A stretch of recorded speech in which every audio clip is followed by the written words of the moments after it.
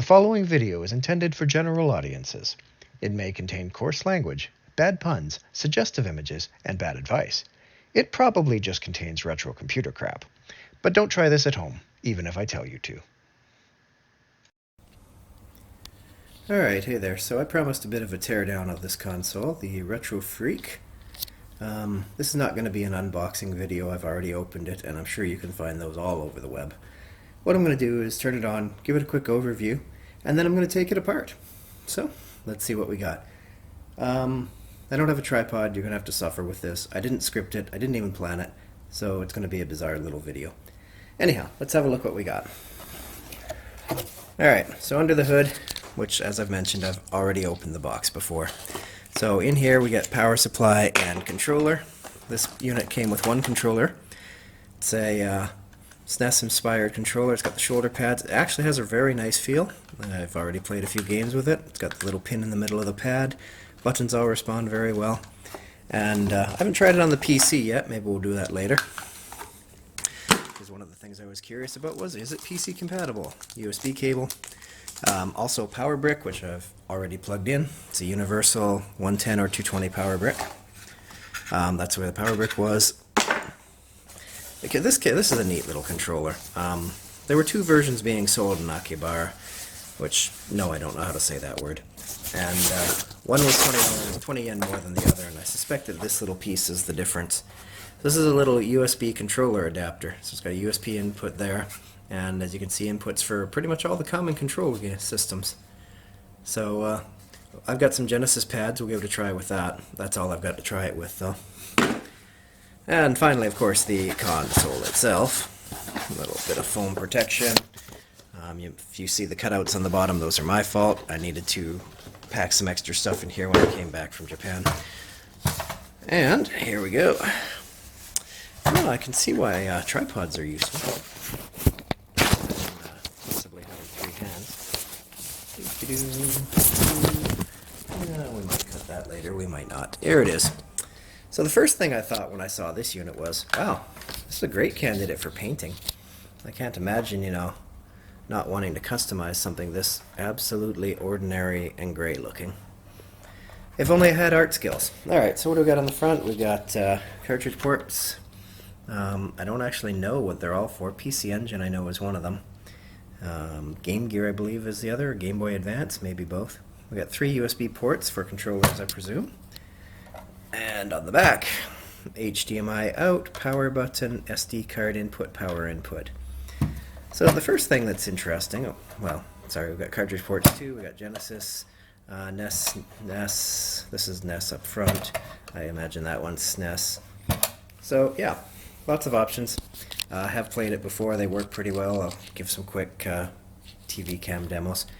But what I found really interesting about this thing, and I'm going to see if we can get the camera down at a useful angle here, is that this is the actual game console. So if I just slide it out, that's it. That is the game console. And what we have here is the cartridge adapter. And as you can see, it's got 2 USB ports on it. I imagine it's got 2 just for support. But it makes me wonder, is it actually a USB cartridge port? I'm going to plug that into the PC later and find out as well. The actual unit itself, pretty small, nicely self-contained. It's got the 2 USB ports on the back, which, again, presumably I could plug a controller into that. And that's all there is to it. Alright, that's enough babble. Let me put it back together, plug it in, and give it a shot. Okay, power's turned on now. There we go. So what do we get? We got no signal. Well, we shouldn't be getting no... There we go. There, you can see me in the reflection. Hi!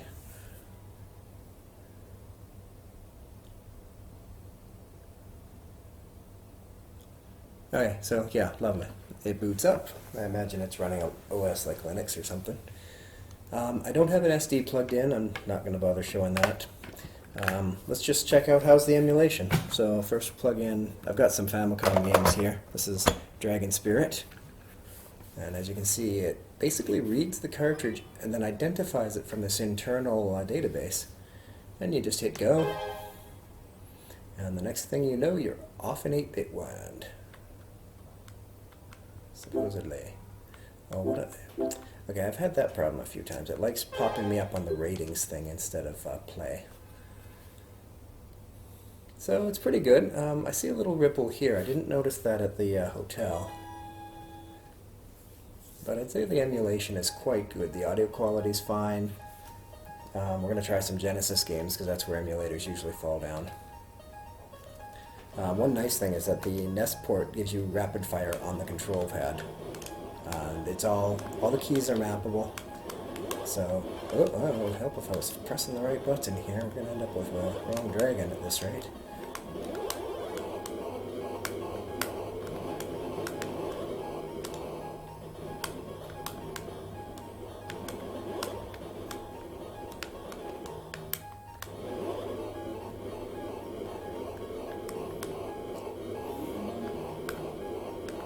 One health bar left. Let's see if I screw up or not. I haven't played much of this for a really long time. There we go, we got him. Okay, so that's great.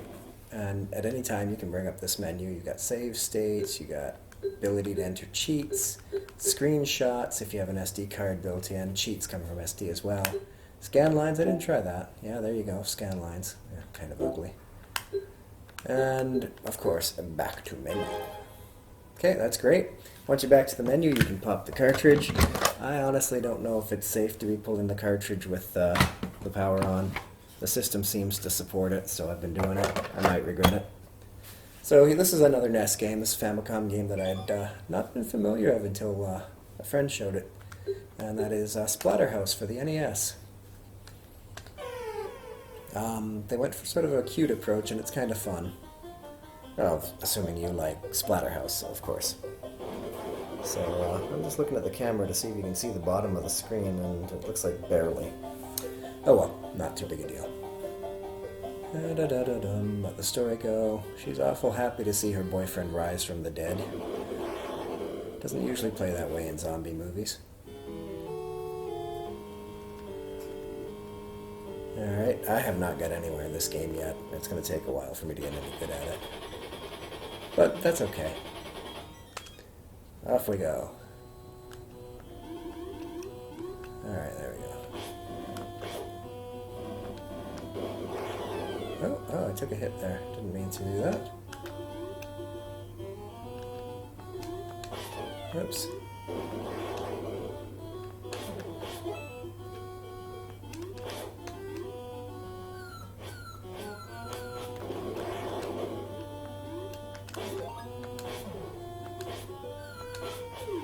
Oh well. Ah.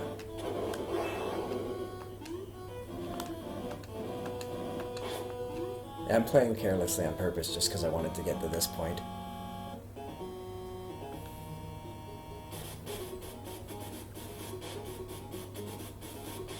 This is the first boss. He dances for you.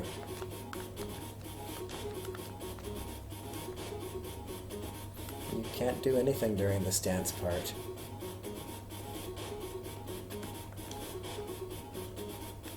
And then, of course, the actual fight begins, and it's just trying to stay alive. He spits balls at you while you kill those monsters. I'm going to die. That's alright, though. Anyway, so yeah. Wrong button. There we go. Now, the big gotcha with most emulation systems, of course, Sega Genesis, and not much shows it off better than Sonic the Hedgehog. When music sucks, Sonic will tell you.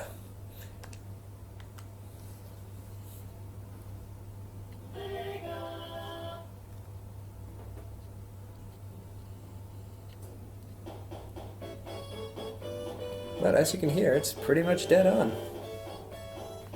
Let's see what options we got here. Not too many options. I guess the options menu is where that all goes.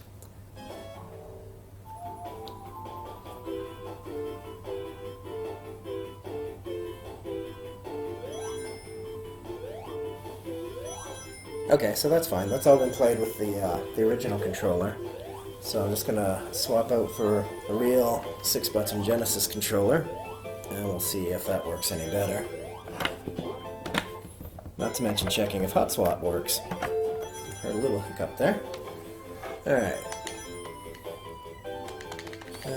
Oh, no, she is not. Oh, something has happened. Alright, that's definitely me going. Yeah, that works. Alright, well, I don't think there's much for input lag. It seems alright. I wish I was a Master Sonic player so you could actually see amazing things, but as you can see, I'm not. We need Marjan here for that. Alright.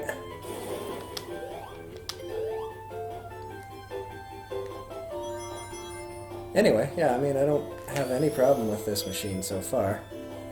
Seems like pretty good emulation. Seems like everything works. It's especially nice to see emulated Master or Mega Drive work properly.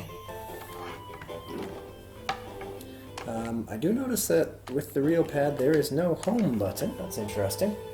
I'm gonna plug their controller into port 2 and see if that works. Yep, that works. Okay, so that's cool. Alright, great. So that's all working fine. So next step's going to be what's under the hood.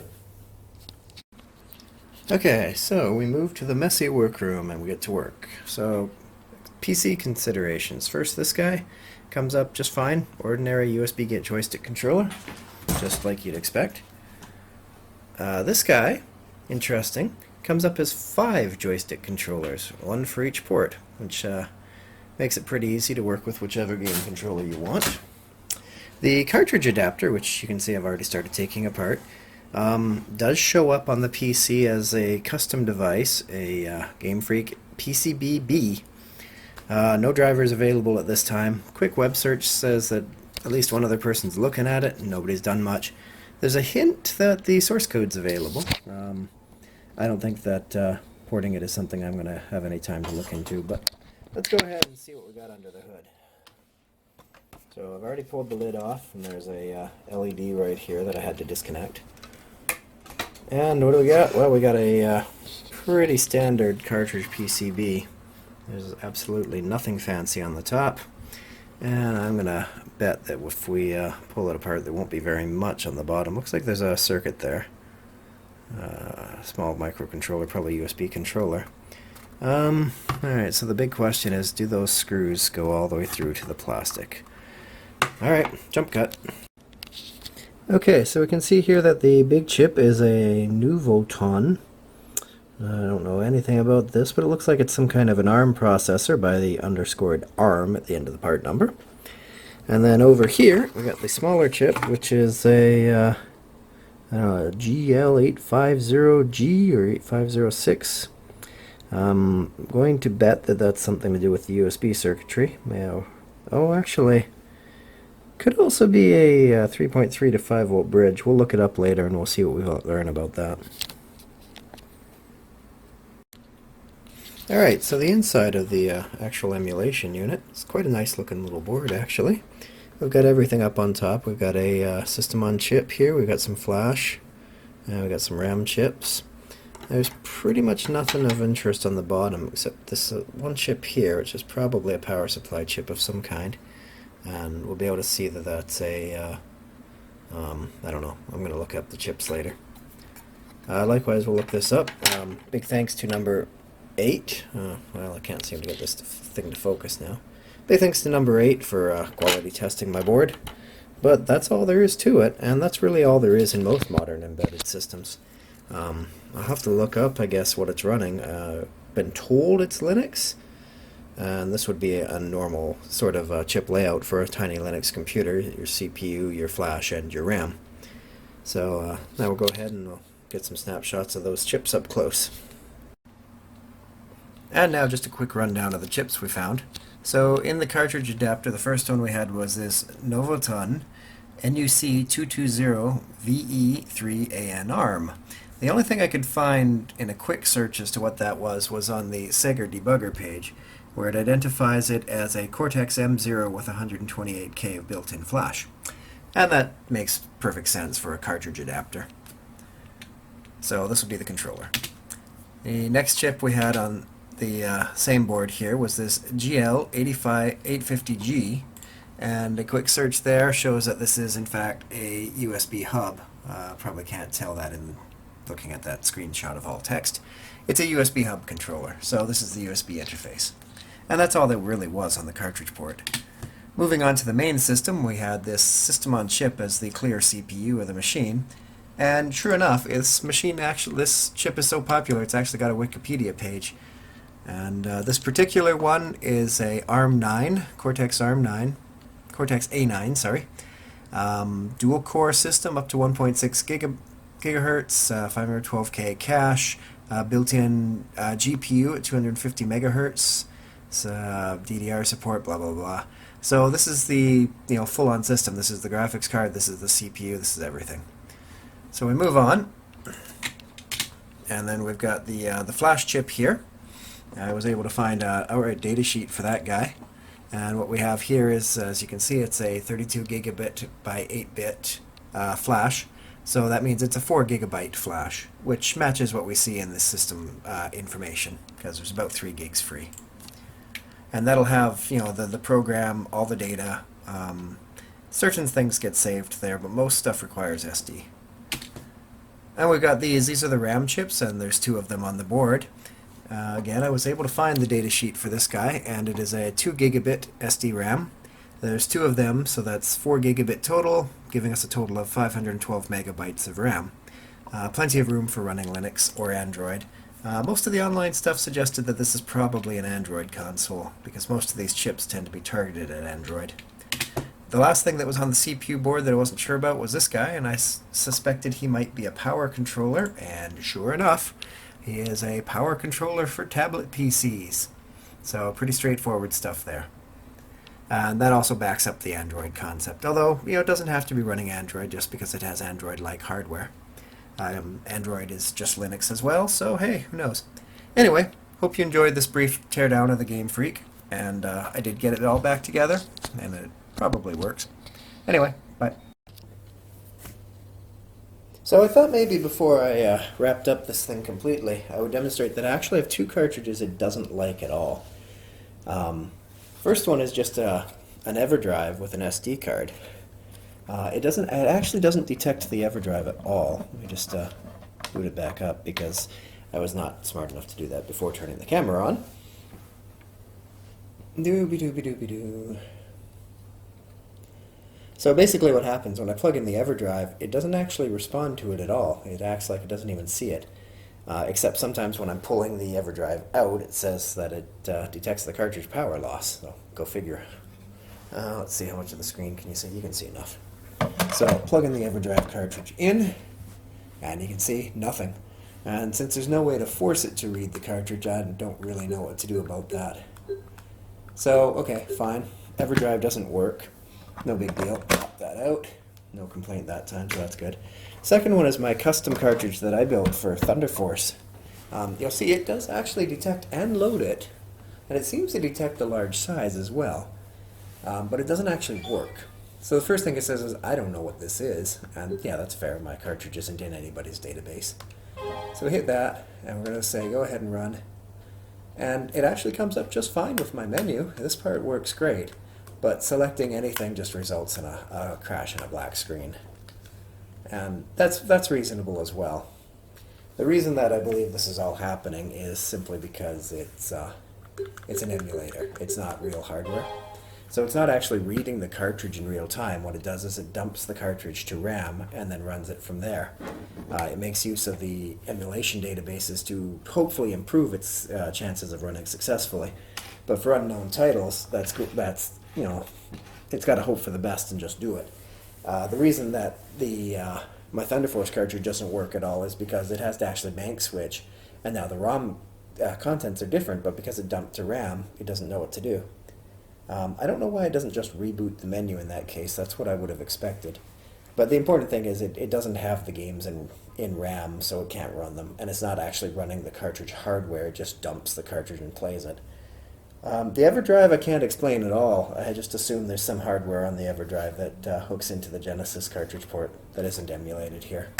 It's not like you need an EverDrive to run this console, because after all, the console itself supports SD.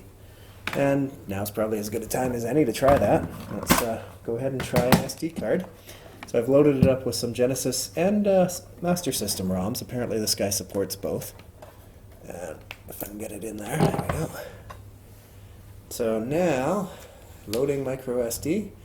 I heard reports it can take a couple minutes if you have a slow SD card and lots of ROMs. I've only got a couple hundred, so I don't have 4,000 like some people were saying. But we still gotta wait for that loading icon to go away.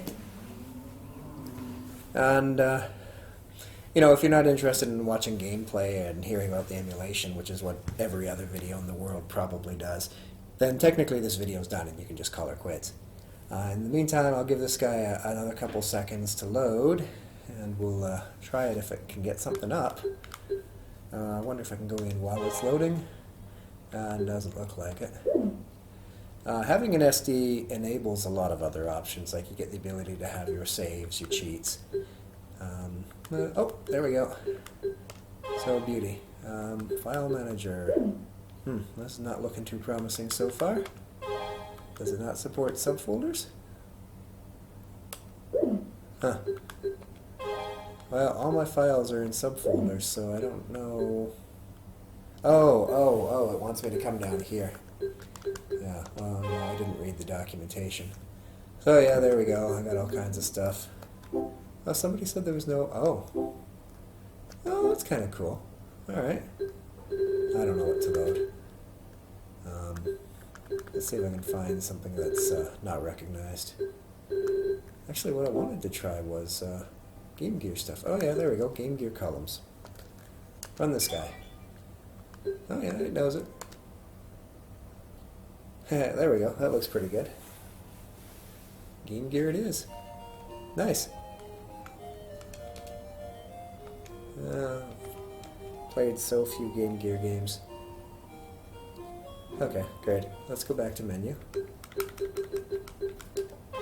But I love to see that. That's awesome. And of course they all show up as Mega Drive, because it figures they're all pretty much the same. Let's see here. I got Master System stuff in here too. I don't know how to tell Master System from Game Gear in the folders I've got, though. Anyway, I'm just kind of wasting your time now. I was just hoping to see something unusual. Oh, it saved a screenshot. How nice. I want to check out Thunder Force. Let's do that. Since that's what my multi-cart was all about. There's no page up or page down. That is kind of stupid. Alright. I'll bring up Lion King 2 in a second to show you it too. Do we have the Tercy hack version? No, it's just reading... Oh, that's annoying. It's reading the game name out of the ROM instead of from the file name, so there's no way for me to tell these apart. That's great. Alright, let's just hit this one.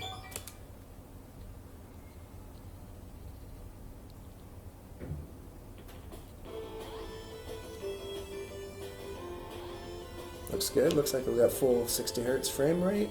Sounds like it's supposed to sound. Japanese mode, apparently. I don't know which version we've got, so I'll just start it up and see.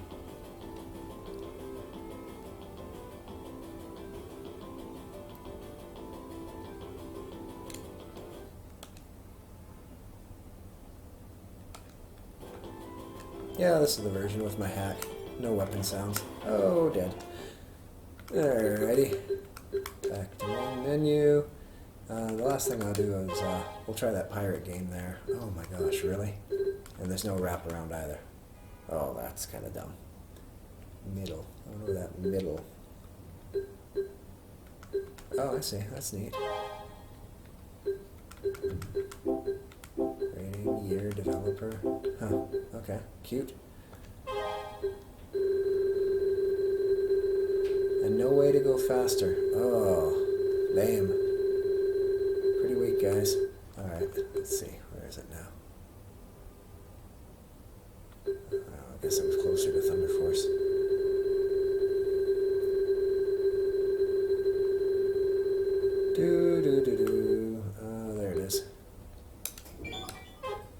unknown. There we go. Even a working pirate ROM.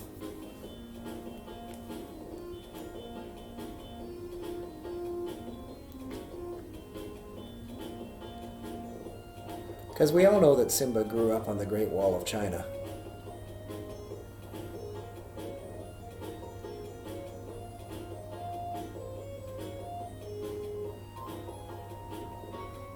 Still, I kind of admire the effort they put into this.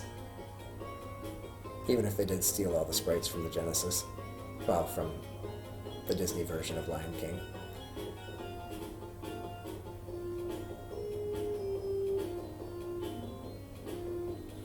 Alright, that's enough.